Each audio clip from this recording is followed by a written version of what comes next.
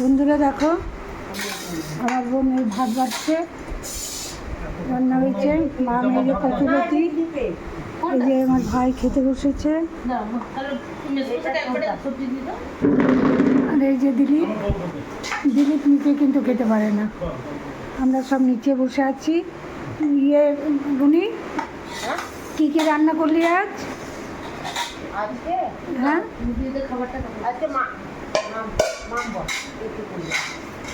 এখানে আছে কচুলতি, শুক্তো আমার বলা যাবে না, এখানে খাওয়া পাবে না, মুখটা দেখে। এই যে শুক্তো, এবং এই যে মাংস, পাবদা মাছের ঝাল, পেঁয়াজ আলু পোস্ত, আর এই যে কচুলতি আর ভাত, ব্যাস, আর কিছু না। আজকে এই রান্না হয়েছে। আজকে সব একসাথে বসে খাচ্ছি। কাল সব চলে যাবে, মন খারাপ হয়ে যাবে। এই যে আমার বোন বাড়ছে, সবাইকে দিচ্ছে পাতে পাতে পোস্তটা।